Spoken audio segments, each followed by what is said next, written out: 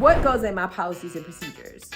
Very, very, very important, guys. What's up? What's up, good people? Yes, this is your coach. Oh, I like that. Oh, that bounce is serious, guys. With high shine and gloss. Welcome, guys. Welcome back to my channel. If you're brand new, welcome. I am Coach Michele, known my government name, Michele Williams. Yes, and I'm married to Coach Rob. Yes. So I'm thankful for each and every one of you for coming on back. For those of you that just dropped in for the first time and said, who is this? So yes, I am Michele Williams. I reside in Atlanta, Georgia. I made sure I enunciated that because someone said, I don't like the way you say Atlanta. I don't like the way you say Atlanta. So for those of you that don't like the way I say Atlanta, this is Coach Michele coming to you live from Atlanta, baby. What's up?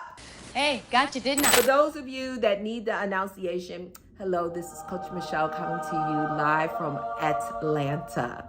Because I want to give the people what they need. And I like having fun. Guys, be authentically you. What goes in my policies and procedures? So the number one thing is the rules and regulations. So you need to adhere to the rules and regulations 100%. So if the rule is telling you that this is what they want to see, that needs to be in your policy. It's like telling a story about the rules and regulations, and you cannot deviate from the rules and regulations. So if the rules and regulations state you have to do a survey every 30 days, then you need to do a survey every 30 days.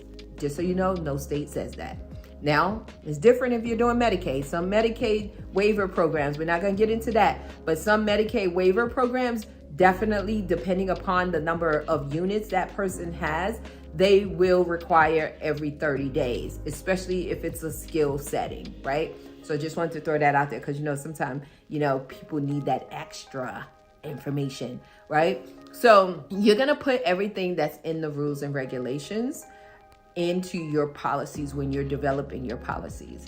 If you are hiring someone to create those policies for you, I would say the most important question, the very first, outside of price, some of you want to know pricing, but I don't think that should be the first question. I think the first question should be, are these policies specifically designed and created for XYZ state?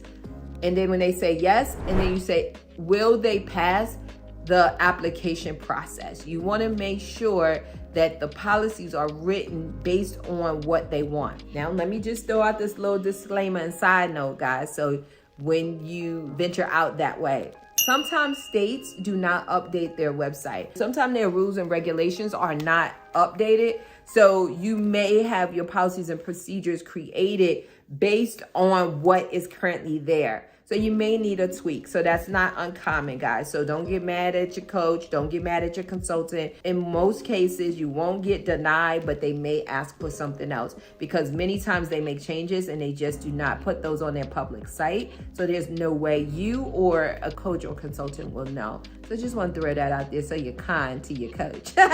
Kind to your coach, right? Or whomever's helping you. Now, in addition to your policies, you may want to create some things, right? So most states do not regulate. I'm going to give you an example. Most states do not regulate dress codes. So meaning they're not going to say, oh, your caregiver must wear scrubs. Your caregiver must wear khakis and a polo. Your caregiver must wear the colors that are within your logo, right? For branding purposes. So you can create a policy surrounding dress code, right? So they will talk about a job description, right?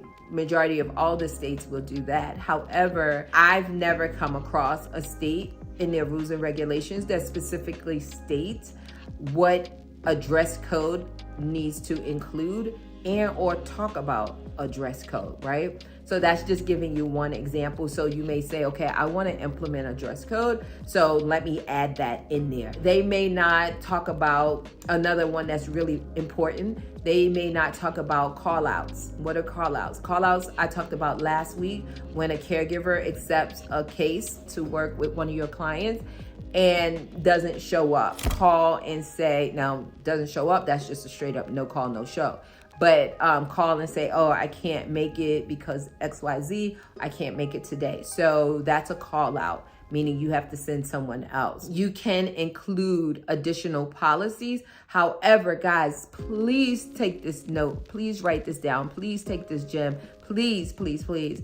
When you are submitting your application and policies and procedures to the state, if your state requires you to send them, please don't include those additional policies that you create specifically for your business, i.e. job description, i.e. dress code, not job description, dress code and call out policy. Please don't include those, because then they may send it back and say, what's this? Why do you have this? Blah, blah. Just give the people what they ask for. Don't give them anything else.